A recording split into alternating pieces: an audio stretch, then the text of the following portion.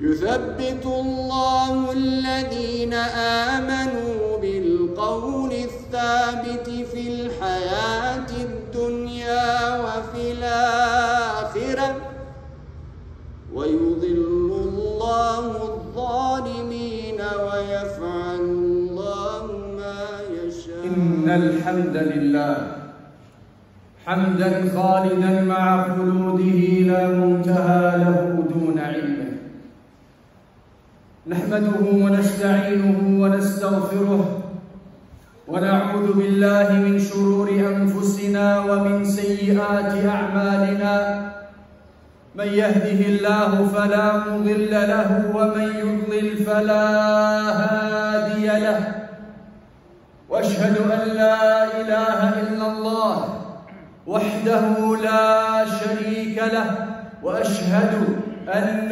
محمدًا عبده ورسوله وصفيه من خلقه.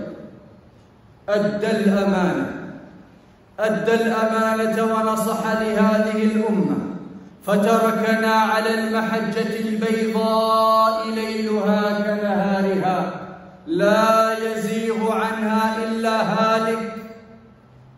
عباد Allah, dear servants of Allah, dear slaves of Allah, Ya Abd Allah, Ya Amat Allah, ittaqullah.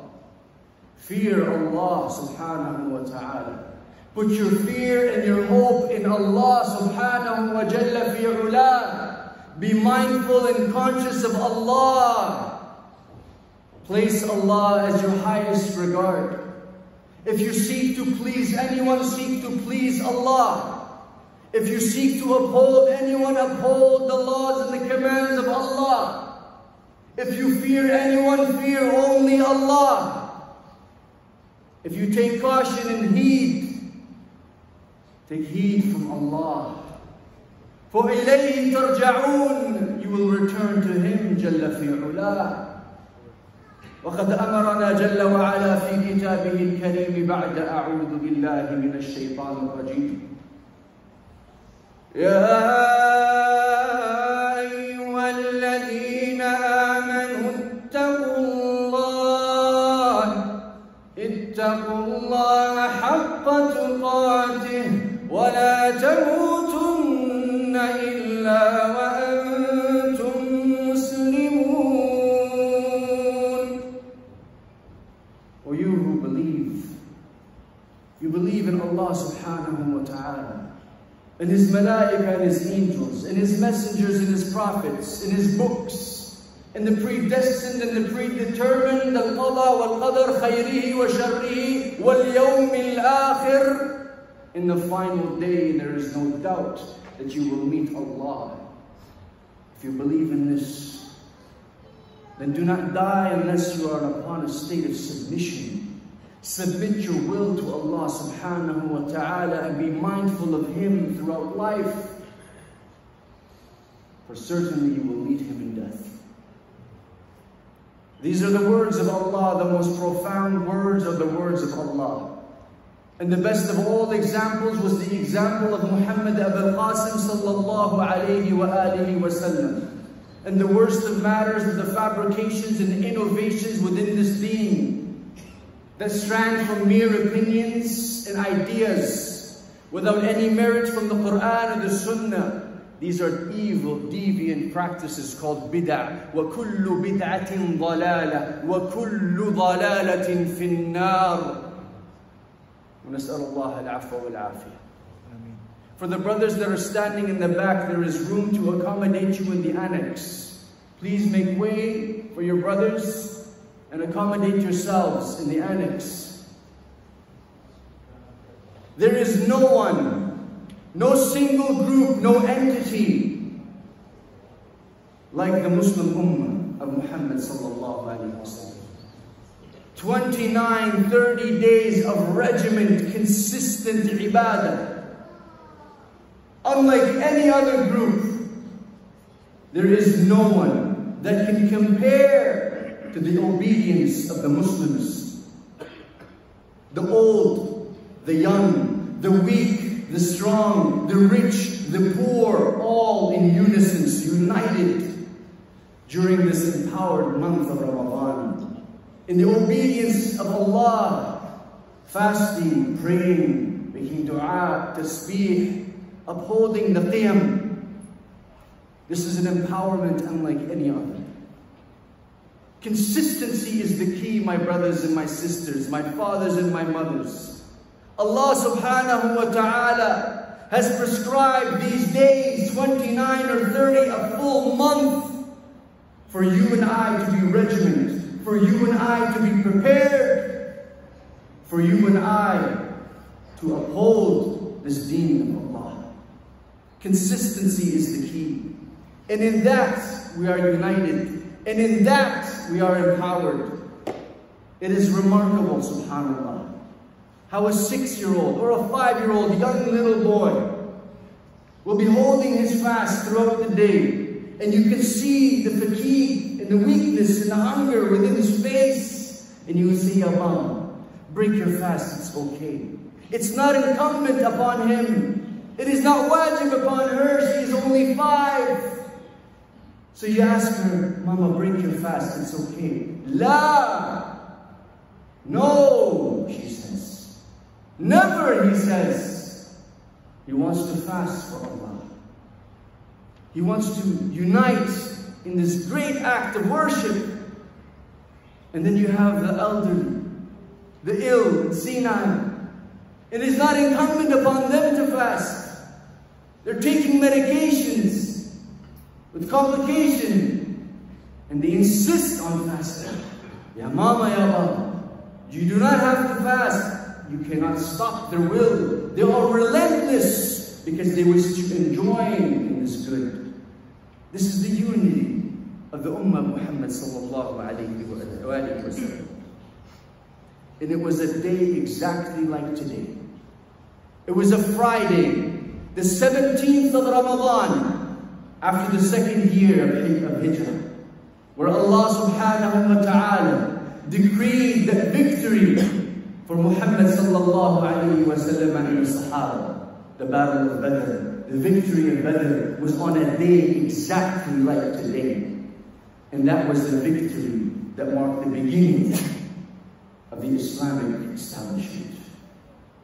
And for those of you who know history, you know that the enemies of Allah have marked these days on their calendars.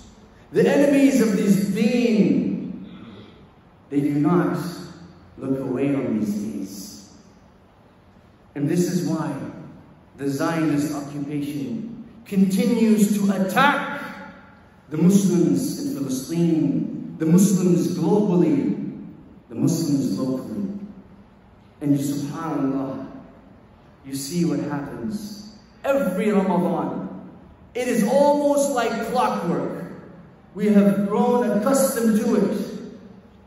The barbarian terrorist acts by the Zionist perpetrators, and they come to attack Al-Aqsa Sharif and those who are worshipping Allah.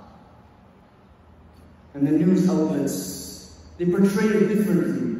They say authorities had clashes with some Muslims. A mosque in Jerusalem was attacked, not just a mosque. It is Al-Aqsa, Wal-Aqsa Deen, Wal-Aqsa Aqidah. Aqsa Sharif al-Mubarak. They say a mosque. Authorities clashed. How can you clash? It's such a misappropriated information. They come in with stun grenades and rubber bullets and tear gas, beating and batoning women and children who are praying. And they say it is clashes. Just imagine for a moment. Imagine just for a moment that some authority, some abusive authority stormed our masjid right now and started beating us. What would you do? You would be compelled to defend yourself.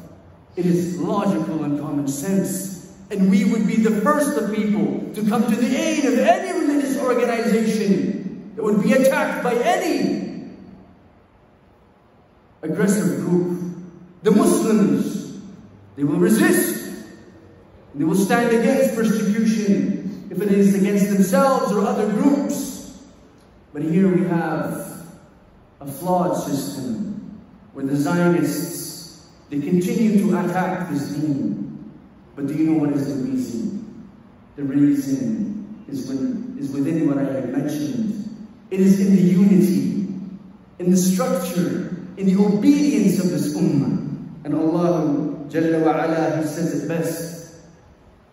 إِن تَمْسَسْكُمْ حَسَنَةٌ تَسُؤْهُمْ. When good befalls you, it bothers them, it harms them.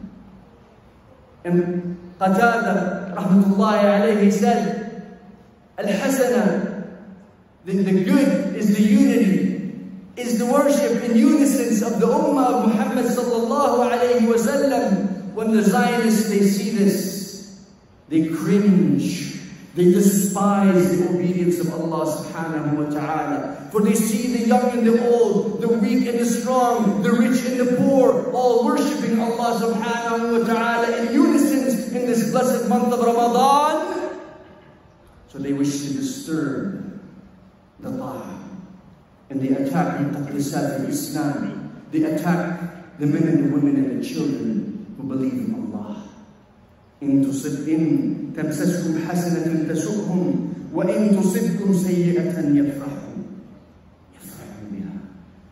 قال قتادة, when you are broken apart and in a state of disarray and everyone has forgotten about Allah and is indulging in the dunya, this is their desire. This is what they wish and long for. ولكن كلا, never. بإذن الله, we will worship Allah until we die, until we meet Him. And let this be a lesson to you, and let this sink in, that Allah subhanahu wa ta'ala has empowered this ummah through His ta'ah, through His obedience, and we can never unite unless we unite upon that. أقول ما تسمعون واستغفر الله لي ولكم